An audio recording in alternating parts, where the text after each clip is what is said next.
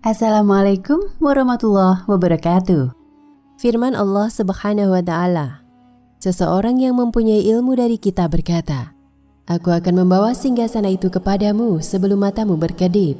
Maka ketika dia, Sulaiman, melihat singgasana itu terletak di hadapannya, dia pun berkata, Ini termasuk karunia Tuhanku untuk mengujiku, apakah aku bersyukur atau mengingkari nikmatnya.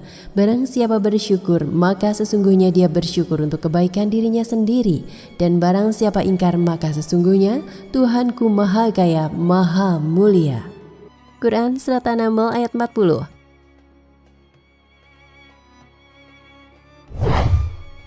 Teleportasi adalah proses untuk menguraikan sebuah objek menjadi atom dan menyusunnya kembali di tempat lain. Pada Juni 2002 lalu, seorang ahli fisika Australia, Ping Koi Lam, melakukan teleportasi sinar laser.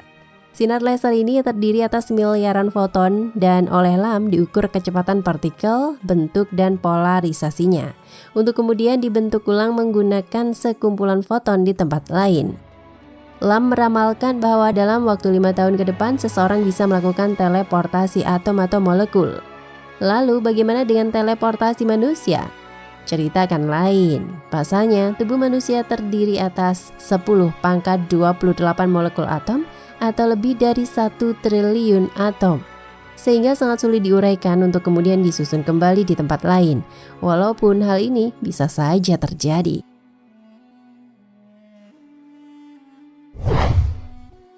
Catatan sejarah mengenai pertemuan antara Nabi Sulaiman alaihi salam dengan Ratu Saba menjadi jelas dengan penelitian yang dilakukan di negeri tua Saba di Yaman Selatan. Penelitian dilakukan terhadap reruntuhan mengungkapkan bahwa seorang ratu pernah hidup di kawasan ini antara tahun 1000 hingga 950 sebelum Masehi dan melakukan perjalanan ke utara ke Yerusalem. Nabi Sulaiman alaihi salam mencoba menunjukkan kekuatan kepada ratu dari kerajaan Saba itu. Beliau meminta salah seorang asistennya untuk membawa singgasana Ratu Balkis dari kerajaan Saba di Yaman ke Palestina sebelum pemiliknya tiba. Berkatalah seseorang yang mempunyai ilmu Alkitab, Aku akan membawa singgasana itu kepadamu sebelum matamu berkedip. Quran Surat An-Naml ayat 40.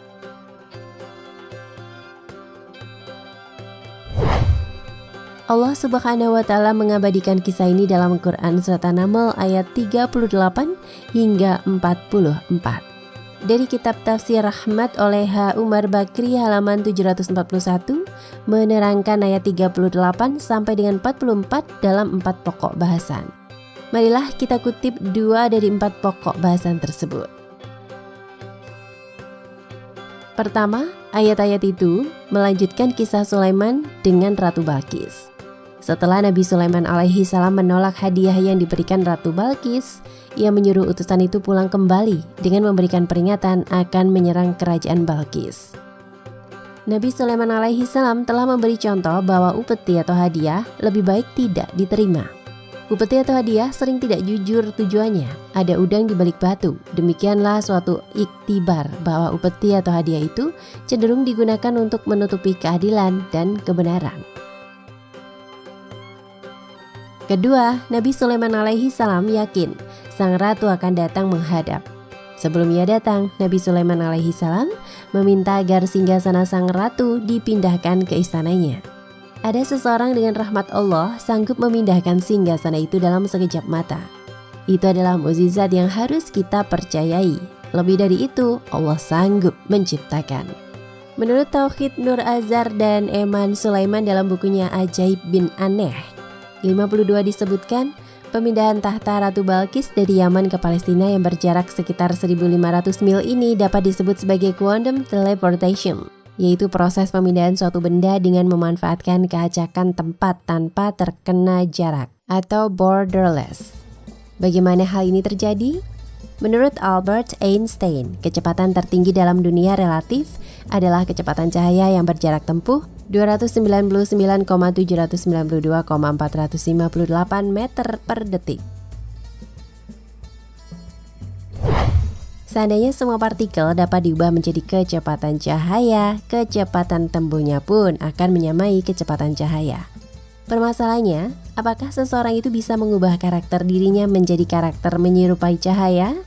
Rupa-rupanya asisten atau sekretaris Nabi Sulaiman alaihi salam itu menurut Ibnu Abbas bernama Ashif bin Barkhaya. Sementara menurut Ar-Razi yang memindahkan singgasana Balqis adalah Nabi Sulaiman alaihi salam sendiri memiliki kemampuan untuk mentransformasi karakter partikel singgasana Ratu Balqis. Ada dua cara yang mungkin ia lakukan, sebetulnya masih menjadi hipotesis para ahli fisika. Pertama, dipapari medan magnet yang sangat kuat sehingga semua partikel singgasana tersebut berubah karakter. Contoh konkretnya terlihat dalam proses fusi nuklir dan cahaya matahari. Di dalamnya terdapat reaksi fusi yang melibatkan energi yang sangat kuat. Kedua, asisten Nabi Sulaiman alaihi salam mampu memasuki sebuah dimensi di mana ruang dan waktu tidak lagi menjadi pembatas. Mungkin inilah yang dinamakan dimensi malaikat, alam malakut. Dengan cara ini, suatu benda bisa berpindah dan dipindahkan tanpa terhalang jarak dan waktu. Agar bisa memasuki dimensi ini, boleh jadi ada kata kunci atau password untuk membukanya. Password ini sampai sekarang belum bisa ditemukan. Namun, kita tidak berasumsi bahwa gerbang dimensi itu ada pada persepsi. Artinya, keyakinan atau persepsi, kita menyebutnya kualitas keimanan, bisa membawa seseorang memasuki dimensi yang tidak terkait oleh jarak dan waktu. Wallahu a'lam. Sebagai catatan, pada tahun 1993, ide tentang teleportasi berpindah dari ranah fiksi ilmiah ke dalam dunia nyata. Ini terjadi ketika fisikawan Charles Bennett dan tim peneliti dari IBM mengkonfirmasikan bahwa teleportasi kuantum adalah mungkin, tapi hanya jika objek asli yang dipindahkan itu dihancurkan. Pencerahan ini pertama disinggung oleh Bennett pada saat annual meeting American Physical Society pada Maret 1993. Diikuti dengan tulisannya tentang Physical Review Letters pada tanggal 29 Maret 1993. Sejak saat itu eksperimen menggunakan foton telah membuktikan bahwa teleportasi kuantum adalah mungkin. Pada tahun 1998, ahli fisika di California Institute of Technology bersama dengan tim dari Eropa mengubah ide IBM menjadi kenyataan dengan sukses menteleportasikan foton, partikel energi yang ada dalam cahaya. Grup Caltech berhasil membaca struktur atom dari foton, mengirimkan informasi ini melewati 3,28 kaki, kira-kira 1 meter, kabel koaksial dan menciptakan replikanya. Sesuai perkiraan, foton asli tidak lagi eksis setelah replika dibuat. Wallahu a'lam bishawab.